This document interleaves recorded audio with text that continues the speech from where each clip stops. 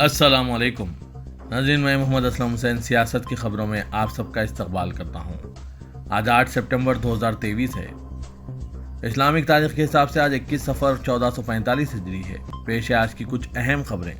मुल्क में 6 रियासतों की 7 असम्बली सीटों पर 4 शुबे को हुए ज़मनी इंतखाबात के लिए आज जुम्मे की सुबह वोटों की गिनती का आगाज़ अमल में आया है। इन ज़मनी इंतखाबात को हज़्ब इख्तिलाफ़ के इत्तेहाद इंडिया के एक अहम इम्तिहान के तौर पर देखा जा रहा है, जिसका असर आइंदा रियासती असम्बली इंतखाबात और 2024 के लोकसभा इंतखाबात पर भी पड़ने का इम्कान है। जिन 7 असम्बली सीटों पर ज़मनी इंतखाबात हुए हैं, इनमें उत्तराखंड की बागेश्वर, उत्तर प्रदेश में घूसी, केरला की पोथुपल्ली, मगरबी बंगाल की धोबगुड़ी, झारखंड की डमरी और त्रिपुरा के बॉक्सनगर और धानपुर सीटें शामिल हैं। उत्तराखंड की बागेश्वर सीट पर दूसरे दौर के वोटों की गिनती मुकम्मिल हो गई है। दूसरे दौर की गिनती के बाद कांग्रेस के बंसत कुमार को 4554 वोट मिले हैं, जबकि बीजेपी की पार्वती दास को 4362 वोट मिले हैं। बंसत कुमार इस वक्त 195 वोटों से आगे चल रहे हैं। त्रिपुरा की धानपुर सीट पर बीजेपी आगे चल रही है। पहले मरहले की गिनती के बाद बीजेपी की बिंदु दीनानाथ 5341 वोटों के साथ है, 4065 वोटों से आगे चल रही है। केरला की पोथुपल्ली सीट पर वोटों की गिनती के पहले दौर में कांग्रेस के एडवोकेट चंडी उमान को 2816 वोटों की बढ़तरी हासिल है। उत्तर प्रदेश के घोसी सीट पर पहले मरहले के वोटों की गिनती जारी है और एसपी उम्मीदवार सुधाकर सिंह ने पहले मरहले की गिनती में 178 वोटों की बढ़तरी हासिल की है। दारा सिंह चौहान को 3203 जो बीजेपी उम्मीदवार हैं और सुधाकर सिंह को 3381 जो एसपी उम्मीदवार हैं, उन्होंने वोट हासिल किए हैं। इस ज़मनी इंतखाबात के नतायज पर सबसे ज़्यादा नज़रें उत्तर प्रदेश के घोसी सीट पर है, जहां बीजेपी का खास दबदबा है। इस खबरनामे को MS एजुकेशन की जानिब से स्पॉन्सर किया जा रहा है। I am Sana Shireen, BSc final year student from MS Degree College, Malakpet. I have secured ICMR NIN National Entrance Level Examination All India Rank 3rd, and I'm truly thankful to Allah Subhanahu wa Ta'ala for showering His innumerable blessings upon me. MS Education Academy, preparing world-worthy individuals. मुल्क में इस वक्त India Bharat तनाज़ा उरूज पर है और India को भारत करने की क़यास आराइयाँ भी हो रही है, लेकिन इन क़यास आराइयों के दरमियान अक़वाम मुत्तहिदा ने वाज़ेह कर दिया है कि किसी मुल्क का नाम बदलने का क्या अमल होता है। अक़वाम मुत्तहिदा ने कहा कि जब हमें नाम बदलने की सरकारी दरख्वास्त मिलती है तो इसके बाद ही नाम बदला जा सकता है। दरअसल मीडिया के ज़रिए इस सिलसिले में अक़वाम मुत्तहिदा के जनरल सेक्रेटरी एंटोनियो गुटेरेस के नायब तर्जुमान फरहान हक से सवाल पूछा गया था। उन्होंने इस सिलसिले में तुर्की की मिसाल पेश की और कहा कि वहाँ की हुकूमत ने नाम बदलने को लेकर हमें रस्मी तौर पर दरख्वास्त भेजी थी, जिसके बाद ही नाम तब्दील किया गया। अगर हमें इंडिया के ताल्लुक से दरख्वास्त मिलती है तो हम इस पर गौर करेंगे। मुल्क के chief election commissioner Rajiv Kumar Madhya Pradesh के दौरे पर है, जहां कुछ दिनों के बाद इंतखाबात होने वाले हैं। यहां उन्होंने एक प्रेस कॉन्फ्रेंस के दौरान क़ब्ल वक्त इंतखाबात कराने का वाज़ेह इशारा दिया है। उन्होंने कहा कि आइन में दर्ज तहरीरी कानून के मुताबिक हमारा काम क़ब्ल वक्त इंतखाबात मुकम्मिल कराना ही है। Chief election commissioner Rajiv Kumar ने कहा कि हमारा फ़र्ज़ है कि आइनी दफ़ात और अवामी नुमाइंदगी कानून के मुताबिक हुकूमत की मुद्दत कार ख़त्म होने से कबल ही इंतखाबात करा लिए जाएँ। आइन की शर्त 83 के मुताबिक नई असम्बली या पार्लियामेंट की मुद्दत का 5 सालों की होगी और अवामी नुमाइंदगी कानून की दफ़ा 14 के मुताबिक हम 6 महीने कबल भी इंतखाबात का ऐलान कर सकते हैं। रियासती असम्बलियों के मामले में भी ऐसा किया जा सकता है, इसलिए हम कह रहे हैं कि कमीशन इंतखाबात कराने के लिए हमेशा तैयार रहता है। तमिलनाडु के वजीर उदयनिधि स्टालिन के सनातन धर्म के बारे में रिमार्क पर जारी सियासी टकरार के दरमियान इनकी पार्टी के रुकने पार्लियामेंट ए राजा ने इस तनाज़े में शिद्दत पैदा करते हुए इसे एक समाजी दाग करार दिया और कहा कि ये HIV और जिज़ाम की तरह है। चेन्नई में मरकजी हुकूमत की विश्वकर्मा योजना के खिलाफ एहतजाज करते हुए राजा ने कहा कि सनातन धर्म के बारे में उदयनिधि का नुक्ता नज़र निस्बतन हल्का है। उन्होंने कहा कि सनातन और विश्वकर्मा स्कीमें मुख्तलिफ नहीं हैं। उदयनिधि ने शाइस्ता अंदाज में कहा कि सनातन धर्म को मलेरिया और डेंगू की तरह ख़त्म कर देना चाहिए, लेकिन इन बीमारियों में कोई समाजी बुराई नहीं है। ईमानदारी की बात यह है कि HIV को बहुत बुरा समझा जाता है। हमें इन बीमारियों को सनातन से ताबीर करना चाहिए जिनसे समाज की मनफी सोच जुड़ी है। इस तबसरे पर एक तनाज़ा पैदा हो गया है। बीजेपी IT सेल के सरबराह अमित मालविया ने कहा कि यह खालिस हेट स्पीच है, जिसमें भारत की 80% को निशाना बनाया गया है जो सनातन धर्म पर अमल करते हैं। तमिलनाडु के वज़ीर-ए-आला और डीएमके के सदर एम के स्टालिन ने बीजेपी की हामी ताकतों पर सनातन धर्म से मुतालिक इनके बेटे के तबसरे पर झूठा प्रोपेगेंडा फैलाने का इल्जाम लगाया। स्टालिन ने कहा कि अपने किसी भी वादे को पूरा करने में नाकाम रहने वाले वज़ीर-ए-आज़म नरेंद्र मोदी सनातन धर्म के तबसरे को हवा देकर अवाम की तवज्जो हटाने की कोशिश कर रहे हैं। उन्होंने कहा कि ना ही वज़ीर-ए-आज़म और ना ही इनके वज़रा ने मणिपुर जैसे मसाइल या CAG की रिपोर्ट में मुजाहरा करदा 7,50,000 करोड़ रुपए की बेज़ाब्तगियों पर कोई जवाब दिया है, लेकिन उन्होंने सनातन धर्म के मसले पर काबीना की मीटिंग बुला ली। क्या ये लीडर सही मायनों में पसमानदा ज़ातों, दर्जे फहरिस्त ज़ात व कबाइल के लोगों का तहफ़्फ़ुज़ और ख़वातीन की तरक्की कर सकते हैं? स्टालिन ने सनातन के ताल्लुक से तबसरे पर कहा कि उन्होंने कुछ गैर इंसानी उसूलों पर बात की थी जिनकी सनातन धर्म तबलीग करता है, और ये काबिल अफसोस है कि वज़ीर-ए-आज़म ने अपने वज़रा की एक मीटिंग बुलाकर सनातन धर्म पर तबसरे का मुनासिब जवाब देने की सलाह दी। G20 सरबराह इजलास की मेज़बानी के लिए दारुल-हुकूमत दिल्ली सज धज कर तैयार है। इसके साथ ही दारुल-हुकूमत में हिफाजत के गैर मामूली इंतजाम किए गए हैं। पूरी दिल्ली को किले में तब्दील कर दिया गया है। ख़ास तौर पर मेहमानों के ठहरने और इजलास के आसपास के मुकामात पर किसी भी किस्म की आमद और रफ्त को बंद कर दिया गया है। आज नई दिल्ली की सड़कों पर ट्रैफिक भी कम देखने को मिली। बहुत सी दुकानें और कारोबारी मराकिज़ भी बंद नजर आ रहे हैं। G20 सरबराह इजलास हिंदुस्तान की सदारत में 9 और 10 सितंबर को दारुल-हुकूमत दिल्ली में होने जा रहा है, लेकिन मेहमानों की आमद का सिलसिला शुरू हो चुका है। इस सरबराह इजलास में G20 के अरकान 18 ममालिक के सदूर या वज़राए-आज़म, यूरोपीय यूनियन के मंदूबीन और 9 मेहमान ममालिक के सरबराहान मुमलिकत शिरकत कर रहे हैं। G20 के ज़्यादातर सरबराहान मुमलिकत व दीगर मंदूबीन 8 सितंबर को आएंगे, यानी आज। अमेरिकी सदर के लिए सिक्योरिटी के सख्त इंतजाम किए गए हैं।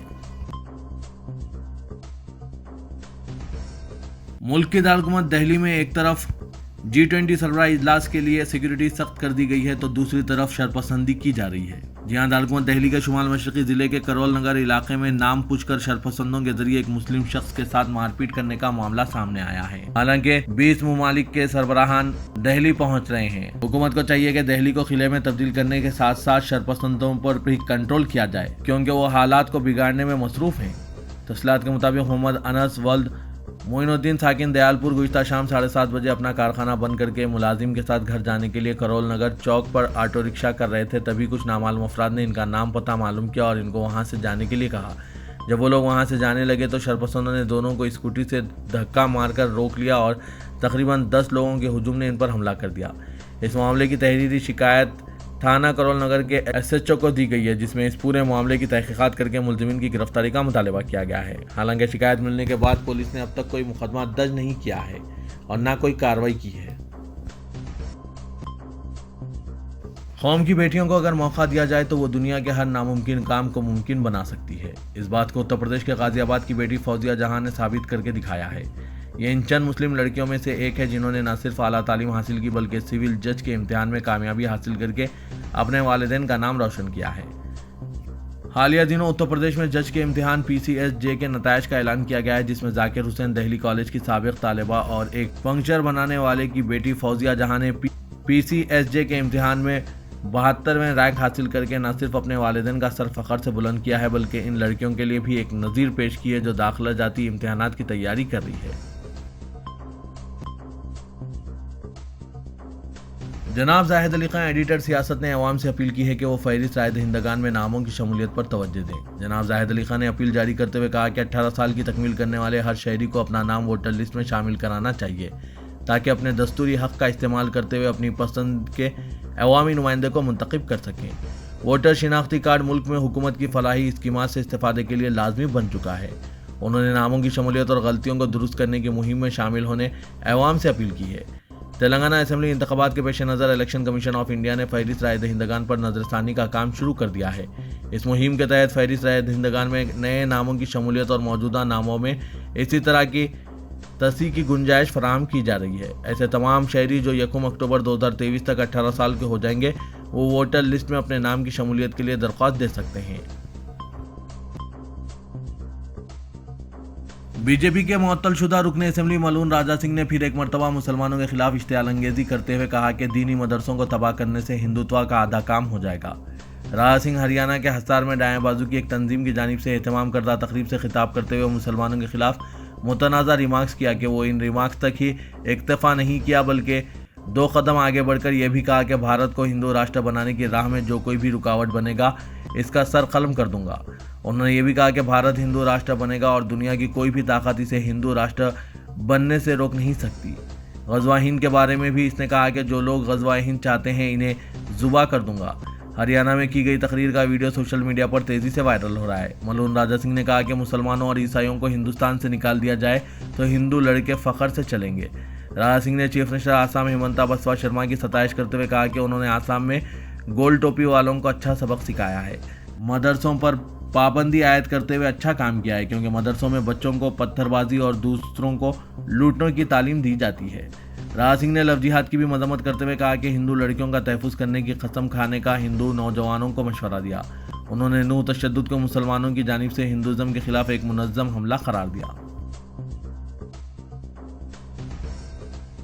जैसे जैसे तेलंगाना में इंतखाबात करीब आ रहे हैं, रियासत में कांग्रेस के लिए माहौल साजगार और हुक्मरान बीआरएस के लिए मुश्किल बनता जा रहा है। इस वक्त रियासत के 9 मुद्रा सख्त आजमाइश से गुजर रहे हैं। 35 था 45 असेंबली हलकों में कांग्रेस का मौक़िफ़ इंतहाई मुस्तहकम हो गया और 50 असेंबली हलकों में कांग्रेस और बीआरएस के दरमियान कांटे की टक्कर है। प्रशांत किशोर की टीम ने बीआरएस क़यादत को एक रिपोर्ट पेश की है, जिसमें पार्टी की नाजुक सूरत हाल से वाकिफ़ कराते हुए चंद तजावीज़ व मशवरे दिए गए हैं। 115 उम्मीदवारों के ऐलान के बाद बीआरएस में अचानक इख्तिलाफात और ग्रुपबंदियां मंजरेआम पर आ गई है। 15 दिन गुजरने के बावजूद नाराज कायदीन समझने तैयार नहीं है और बगावत करके बीआरएस क़यादत को ब्लैकमेल कर रहे हैं।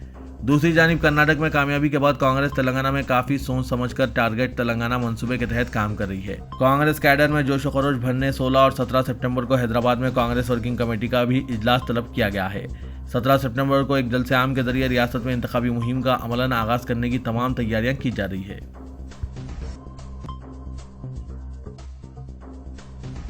सदर प्रदेश कांग्रेस रेवंत रेड्डी ने केसीआर की तायद करने पर सदर मजलिस असदुद्दीन ओवैसी को सख्त तनकीद का निशाना बनाते हुए कहा कि मरकज में नरेंद्र मोदी की तायद करने वाले केसीआर की तायद को मुसलमान कबूल नहीं करेंगे।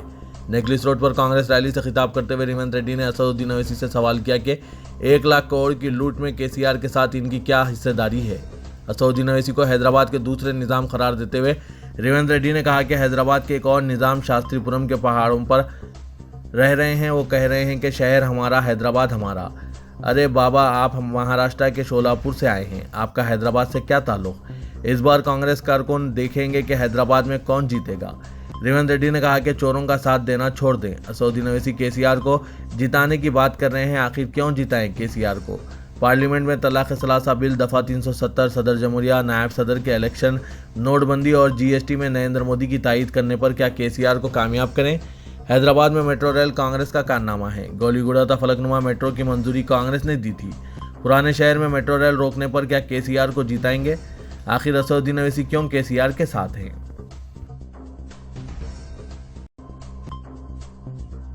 हैदराबाद सिटी पुलिस ने 18 सितंबर से मनाए जाने वाले गणेश फेस्टिवल के आसान इनेकाद और 28 सितंबर को मूर्तियों के विसर्जन के सिलसिले में गणेश उत्सव समिति के अरकान और बैन महकमा जाती अहदेदारों के साथ इजलास मुनक्किद किया। इस मौके पर समिति के अरकान ने सड़कों पर गढ़ों मखसूस मुकामात पर रोशनी मंडप के ऑर्गेनाइजर्स के लिए गाड़ियों की दस्तियाबी, विसर्जन के मौके पर निस्फ शब और दिन में पानी, ग़िज़ा के इंतजाम के सिलसिले में तवज्जो दिलाई। हुक्काम ने तमाम किस्म की सहूलतें और इंसानी वसाइल फराहम करने से इत्तेफाक किया। कमिश्नर पुलिस सीवी आनंद ने तालमेल को बेहतर बनाने, तीनों पुलिस कमिश्नरेट्स में मालूमात के तबादले के सिलसिले में शुरा पर जोर दिया। उन्होंने मूर्तियों के विसर्जन के सिलसिले में अदालत के अहकामात की पाबंदी की भी ख्वाहिश की। हैदराबाद पुलिस ने चन्नानगुट्टा, बंडलागुड़ा और कंचनबाग पुलिस स्टेशन के हुदूद में मुख्तलिफ मुकामात पर कल शब मुहासरा करके तलाशी मुहिम चलाई। पुलिस ने इस मुहिम के दौरान बारकस के इलाके में फंक्शन हॉल में चलाई जा रही होटल के मालिक को हिरासत में ले लिया। पुलिस ने कहा कि होटल के नाम से एक फंक्शन हॉल में डाइनिंग हॉल रात देर गए चलाया जा रहा था। पुलिस को पता चला कि नौजवान बिरयानी खाने के लिए मुख्तलिफ मुकामात से यहाँ पर आ रहे हैं। पुलिस ने होटल पर धावा किया और नौजवानों को काउंसलिंग के बाद छोड़ दिया। पुलिस ने कहा कि होटल मैनेजर के खिलाफ कार्रवाई की जाएगी। पुलिस ने कहा कि कमिश्नर पुलिस हैदराबाद सीवी आनंद और डीसीपी साउथ ईस्ट जोन की हिदायत पर चन्नानगुट्टा, बंडलागुड़ा और कंचनबाग पुलिस ने यह मुहिम चलाई। बंडलागुड़ा पुलिस स्टेशन हुदूद में पटेल नगर, मोहम्मद नगर, गौस नगर, मुमताज बाग, पीली दरगाह, चन्नानगुट्टा पुलिस स्टेशन हुदूद में बारकस, सलाला, कंचनबाग पुलिस स्टेशन हुदूद में मुख्तलिफ मुकामात पर यह मुहिम चलाई गई। इस मुहिम का मकसद रात के औकात में नौजवान लड़कों को बिलावजह घूमने से रोकना और औकात ज़ाया करने से बचाना है। इदारे सियासत के ज़ेर एहतमाम महबूब हुसैन जिगर कैरियर गाइडेंस सेंटर वाक़ एहाते दफ्तर सियासत एबिड्स में तालीम याफ्ता बेरोजगार नौजवानों को जामिन रोजगार कोर्सेज की तरबियत दी जा रही है। कोर्सेज में ऑटोकैड, टैली, जीएसटी को शामिल किया गया है। ख्वाहिशमंद उम्मीदवार इस जनीन मौके से इस्तेफादा हासिल कर सकते हैं। इसके अलावा सेंटर हाजा में दीगर पेशेवाराना कोर्सेज जैसे MS ऑफिस, जिन्हें कंप्यूटर की बिल्कुल भी इल्म नहीं होता, उन्हें MS ऑफिस करना ज़रूरी है। DTP, accounting packages, tally, GST, Revit के अलावा स्पोकन इंग्लिश की भी तरबियत दी जा रही है। माहिर असातिज़ा की निगरानी में कंप्यूटर क्लासेस चलाए जा रहे हैं। इदारे सियासत के इस कंप्यूटर सेंटर से हर माह कई तलबा और तालिबात तरबियत हासिल करके मुल्क व बैरून मुल्क माकूल मुशायरों पर बरसरे रोज़गार हैं। मज़ीद तफसीलात के लिए इदारे सियासत से रास या फिर इन फ़ोन नंबरात पर रब्त पैदा कर सकते हैं। फ़ोन नंबर है 9652813994, 9393876978।